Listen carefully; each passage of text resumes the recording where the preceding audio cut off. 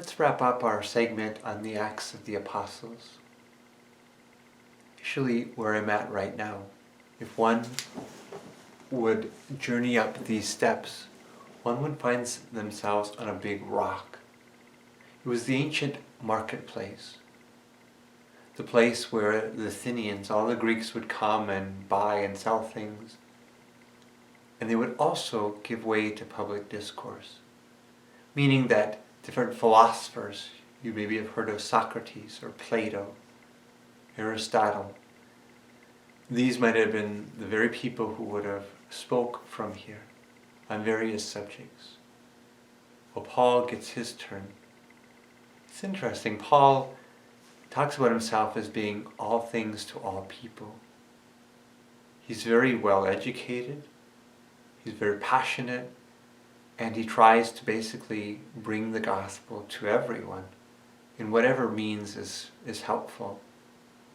I think we should pay attention to that intentionality.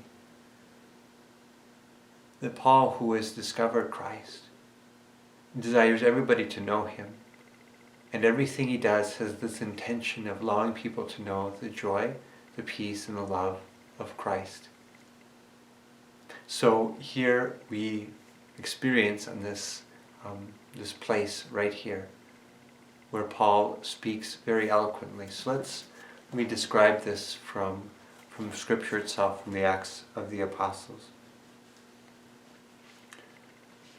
While Paul was waiting for them in Athens, he grew exasperated at the sight of the city full of idols. The Greeks had all these different gods, all these different idols. So he debated in the synagogue with the Jews and with the worshippers, and daily in the public square, with whoever happened to be there. Even some of the Epicureans and Stoic philosophers engaged him in discussion. Some asked, "What is this scavenger trying to say?" Others said, "He sounds like a promoter of foreign deities, because he was preaching about Jesus and resurrection." They took him and led him to the Areopagus, this place here, the marketplace, and said, "May we learn what this new teaching is that you speak of. For you bring some strange notions to our ears. We should like to know what these things mean." Now all Athenians, as well as the foreigners resided there, used their time for nothing else but telling and hearing something new. So then it says he got up and he tells this big, long speech. We actually hear it in today's daily reading. And this speech then is very eloquent and very beautiful, speaking about all of these gods, that they seem to worship. Well, there's this inward kind of sense that they have of the one true God, which Paul then begins to explain. This is him. This is God. It's beautiful, but it's not overly effective. There is a convert or so, but Paul was used to doing much better. I think it's actually a turning point for Paul. He realizes that it's not with eloquence, it's not with kind of this intellectual thing of knowing so much and reasoning that people come to the faith, but it's actually the power of God. And so you see in Paul kind of not necessarily always relying upon his education and all this, but just upon the stark message of Jesus Christ crucified and risen from the dead. Perhaps there's something to be learned in all of this. We, I think, many times are hesitant to share our faith with others because we don't know enough. We can't be eloquent enough. When it's really the faith in its rawness that seems to be most effective for Paul, and certainly will be most effective for us. So I encourage you to be inspired by St. Paul in so many different ways, but in a particular way by his intentionality of how he desires to bring other people to know the gospel, and how he learns, and we can learn from him, that it's really about just this authentic witness and speaking about the very power of God and trusting that God will take it from there. I want to now move to a question that was asked on the vlog questions, And so let's take time for this question now.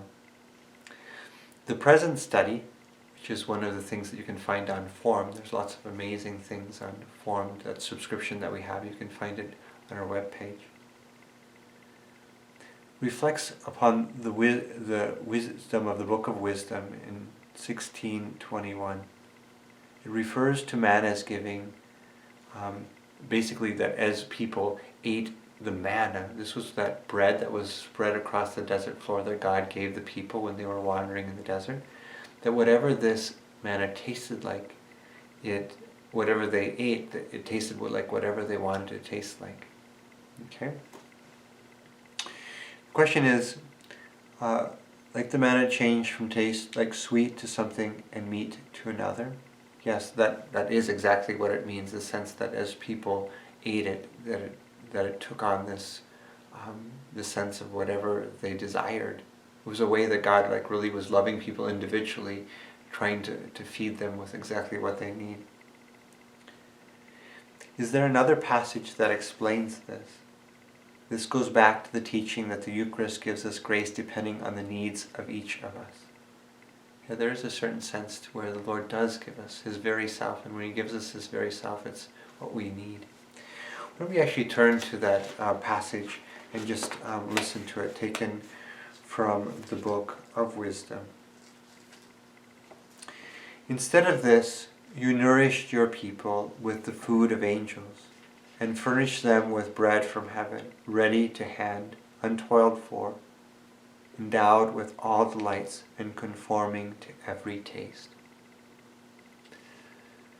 So the Book of Wisdom speaks about manna and how God loved the people in this way. I'm not familiar with any other passages that speak of it in this way, but it's certainly within the Jewish and Christian traditions of how they speak about manna having this quality or characteristic to it.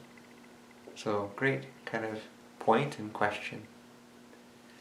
I want to tell you that the vlogs are going to start moving from every other day to being a little bit more scattered, maybe a couple a week or so, as things begin to get a little bit more back to normal and I get a little busier with lots of things going on.